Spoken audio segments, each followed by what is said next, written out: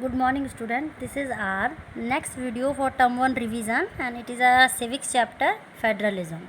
In civics you are having two chapters for term 1 examination. First is power sharing and second one is federalism. So we are revising federalism in a quick manner. The main point for revision purpose that first of all federalism, what is federalism? When we go through with the chapter, when I explain that federalism is a system of government in which the power is divided between a central authority and a various constituent units of the country. In a federalism, it is a system government that where we divide the power between center and the state units. Usually a federation also has two levels of government. In federalism, there are two levels of government. One government for the entire country, which is known as a union government or central government, and the others are governments at the level of provinces or states that look after much day-to-day administrating of their state. Both these levels of government enjoy their power independent of each other, as a state government is free to take its decision whether they are economically or in a education field, and at the same time union government or central government is totally free to do or to implement any policy for the welfare of the citizen. Then we talk about that some key features of the federalism, some key feature which involves there 5 or 6 features. That first feature of federal system of government, that there will be two or more levels of government. Second feature, different tiers of government govern the same citizen, but each tier has its own jurisdiction in specific matter of legislation, taxation and administration.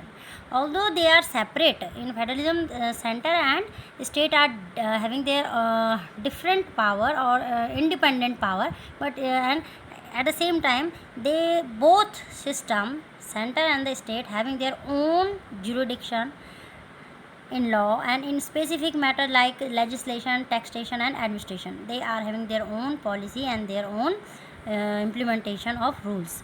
Now second, another important feature, that the jurisdiction of the respective levels of tiers of government are specified in the constitution. So the existence and authority of each tier of government is constitutionally guaranteed. So whatever freedom they are having in the field of jurisdiction, it has already mentioned in our Indian constitution. Second, another feature, that the fundamental provisions of constitution cannot be unilaterally changed by one level of government. Such changes require the consent of both levels of government. Whatever fundamental provision has written for their power and the limitation in Indian government, these both government cannot change them by their own, as their powers are limited within the constitution. Next important key features of federalism is courts have the power to interpret the constitution and the power of different levels of government, but at the same time courts is having the power that they can intervene or interpret any both of them powers, either state or center. The highest court acts as an umpire if dispute arises between different levels of government in the exercise of their respective powers. And even if the center and the state power, when they are exercising their power at different level, if they are having any type of dispute or contradiction, then it can be sorted out with the help of high court. So court is supreme. Then we talk about that what is all about the coming together federation, what is the holding together federation. So coming together federation is the federation, and the country of USA, Switzerland and Australia is having the coming together federation. And in this first category of federation, all the constituent states usually have equal power and are strong vis-a-vis the federal government. They are having the equal share of powers, the country, which are known as the coming together federation. Next is holding together, the second route where a large country decide to divide its power between the constituent states and the national government, where the India is having holding together federation. Spain, Belgium are the example of holding together federation, that they hold together the powers between state and the center, and then they exercise their or policy. In the second category, the central government tends to be more powerful vis-a-vis the states. Very often, different constituent units of the federation have unequal power. Some unions are granted special powers. Now, the question that why we call India is a federal country. What are the things which makes India a federal nation? So there are we will discuss some few points as the entire chapter we have explained. It is a revision that first of all that India's government or the government system is having the union list, then state list, and then the concurrent list. So this structure indicate that India's government system is a federal type of system. Under union list, it includes a subject which are important for the country as defense, foreign affairs, banking, communication, and currency. These included under union list. They are included in this list because we need a uniform policy of these matters throughout the country. Why the defense, banking, communication, currency included the union list? As every citizen require the same policy, either we belong to the different states, but as an Indian we need that in these matters, in these field, uniform policy should be adopted and accepted. Second is state list. These are the list which indicate which makes India as a federal nation. State list contains the subject of state purposes or the local importance such as police, trade, commerce, agriculture, and irrigation. These are the issues or the fields where only the state government involved, and they sort out the solution or they do implementation or development of these particular subjects. So that's why they come under the state list. And third is concurrent list. It includes a subject which are common of interest to both union and the state list or government, such as education. So either we live in the center Delhi or in any state, we all need to get education. So education, forest, trade unions, marriage, adoption, and succession, these are the subjects which are common in both list, union and state list. That's why they come into a one particular list which is known as a concurrent list. Both the union as well as the state government can make laws on the subject mentioned in this list. If their laws conflict, then again the subject which are included in concurrent list, which are common in union as well as state list, both government can take their own actions on these same interest of field. But if anyhow anytime the conflict arises between union and state list, then definitely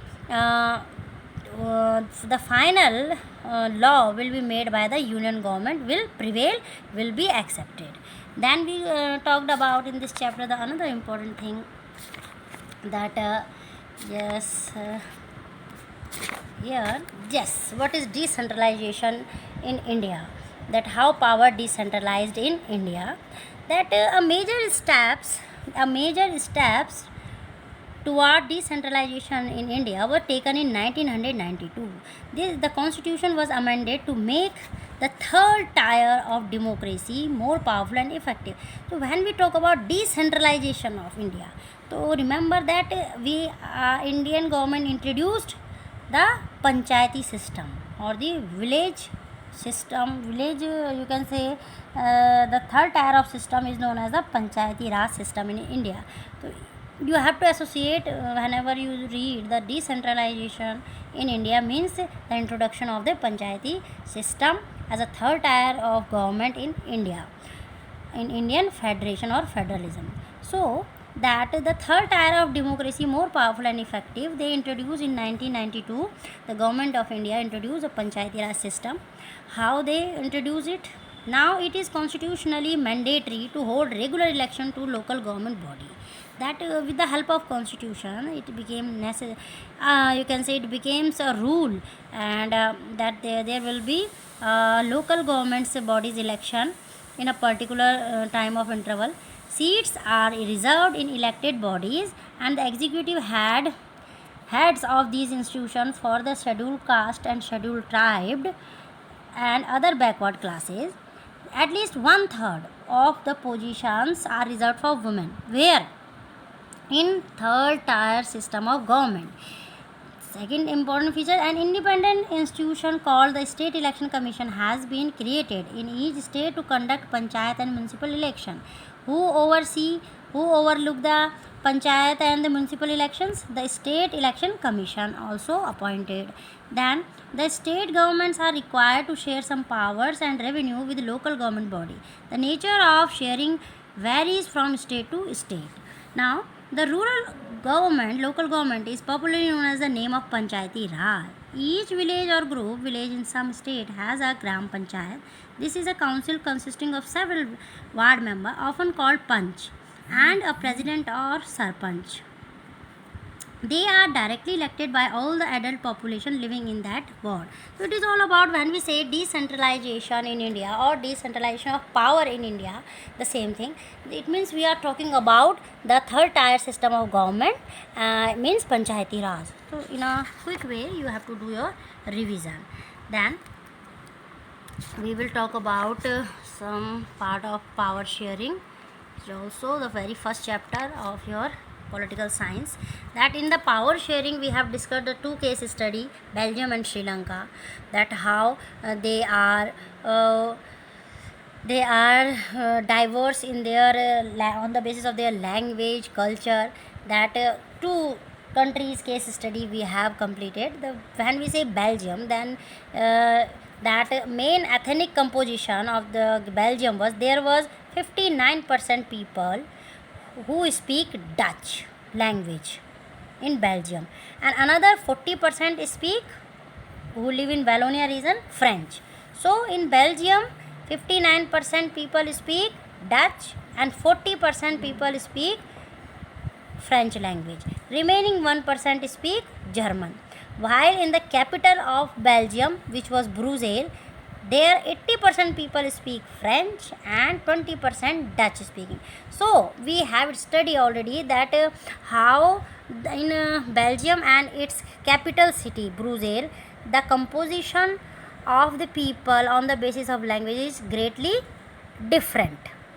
So we have discussed how it has come up with this solution, that the minority French speaking community was relatively rich and powerful.